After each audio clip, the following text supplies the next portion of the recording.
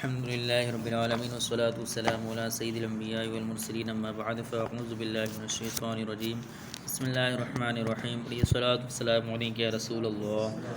وعلى آلك وأصحابك يا حبيب الله الصلاة والسلام عليك يا نبي الله وعلى آلك وأصحابك يا نور الله نويت سنة الاعتکاف۔ پیارے آقا صلی اللہ تعالیٰ علیہ وسلم نے ارشاد فرمایا زینوا مجالسکم بالصلاۃ علیہ فإن صلاتکم علیہ نور لکم یوم القیامہ، یعنی تم اپنے مجلسوں کو مجھ پر درود پاک پڑھ کر آراستہ کرو کہ تمہارا مجھ پر درود پاک پڑھنا کل بروز قیامت تمہارے لیے نور ہوگا۔ صلو علی الحبیب صلی اللہ تعالیٰ علی محمد صلی اللہ تعالیٰ علیہ وسلم۔ بسم اللہ الرحمن الرحیم الذین یذکرون اللہ قیاما وقعودا وعلی جنوبہم ویتفکرون فی خلق السماوات والارض ربنا ما خلقت هذا باطلا سبحانک فقنا عذاب النار۔ ترجمہ کنز العرفان۔ جو کھڑے اور بیٹھے اور پہلوؤں کے بل لیٹے ہوئے اللہ کو یاد کرتے ہیں اور آسمانوں اور زمین کی پیدائش میں غور کرتے ہیں، اے ہمارے رب تو نے یہ سب بیکار نہیں بنایا، تو پاک ہے، تو ہمیں دوزخ کے عذاب سے بچا لیں۔ الذین یذکرون اللہ، وہ جو اللہ کو یاد کرتے ہیں۔ یہاں عقل مند لوگوں کا بیان ہے کہ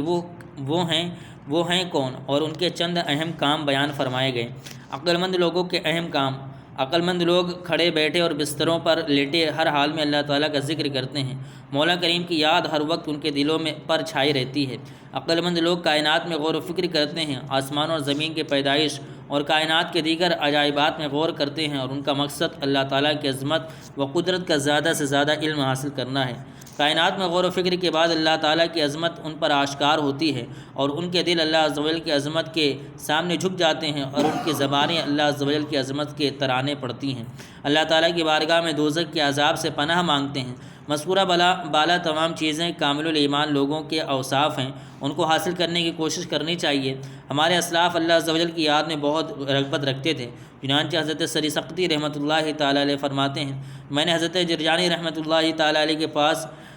پاس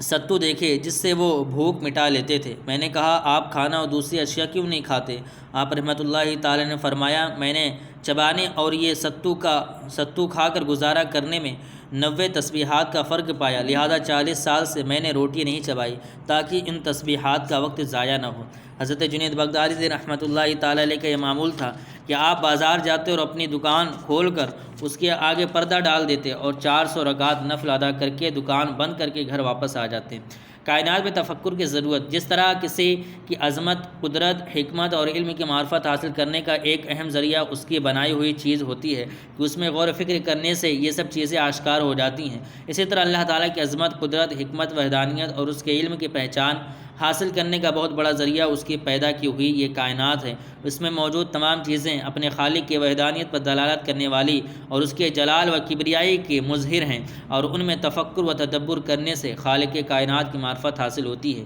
یہی وجہ ہے کہ قرآن مجید میں بکثرت مقامات پر اس کائنات میں موجود مختلف چیزوں جیسے انسانوں کی تخلیق، زمین و آسمان کی بناوٹ، زمین کی پیداوار، ہوا اور بارش، سمندر میں کشتیوں کی روانی، زبانوں اور رنگوں کا اختلاف وغیرہ بے شمار اشیاء میں غور و فکر کرنے کی دعوت اور ترغیب دی گئی ہے تاکہ انسان ان میں غور و فکر کر کے اپنے حقیقی رب عز و جل کو پہچانے، صرف اسی کی عبادت بجا لائے اور اس کے تمام احکام پر عمل کریں۔ امام محمد غزالی رحمۃ اللہ تعالیٰ علیہ فرماتے ہیں آسمان اپنے ستاروں، سورج، چاند، ان کی حرکت اور طلوع و غروب میں ان کی گردش کے ساتھ دیکھا جاتا ہے۔ زمین کا مشاہدہ اس کے پہاڑوں، نہروں، دریاؤں، حیوانات، نباتات اور ان چیزوں کے ساتھ ہوتا ہے، اور جو آسمان اور زمین کے درمیان ہیں جیسے بادل، بارش، برف، گرج چمک، ٹوٹنے والے ستارے اور تیز ہوائیں، یہ وہ اجناس ہیں جو آسمانوں، زمینوں اور ان کے درمیان دیکھی جاتی ہیں۔ پھر ان میں سے ہر جنس کی کئی انواع ہیں، ہر نوع کی کئی اقسام ہیں، ہر قسم کی کئی شاخیں ہیں، اور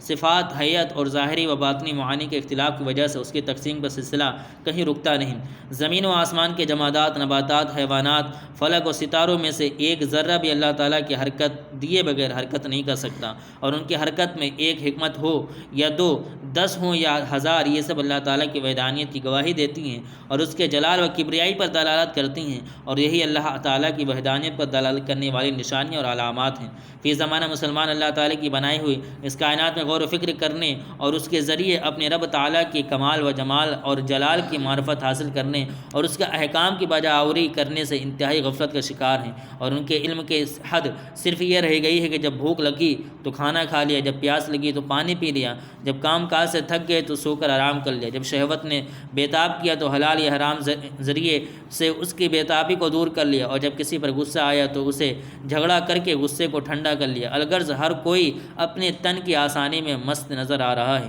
امام غزالی رحمۃ اللہ تعالی فرماتے ہیں، اندھا وہی ہے جو اللہ تعالیٰ کی تمام صنعتوں کو دیکھے لیکن انہیں پیدا کرنے والے خالق کی عظمت سے مدہوش نہ ہو اور ان کے جلال و جمال پر عاشق نہ ہو۔ ایسے بے عقل انسان حیوانوں کی طرح ہیں جو فطرت کے عجائبات اور اپنے جسم میں غور و فکر نہ کرے۔ اللہ تعالیٰ کی عطا کردہ عقل جو تمام نعمتوں سے بڑھ کر ہے اسے ضائع کر دے اور اس سے زیادہ علم نہ رکھے کہ جب بھوک لگے تو کھانا کھا لیا، کسی پر غصہ آئے تو جھگڑا کر لیا۔ اللہ تعالیٰ مسلمانوں کو ہدایت عطا فرمائے، آمین بجائے نبی الامین صلی اللہ علیہ وسلم۔ صلو علی الحبیب صلی اللہ تعالیٰ علی محمد صلی اللہ علیہ وسلم۔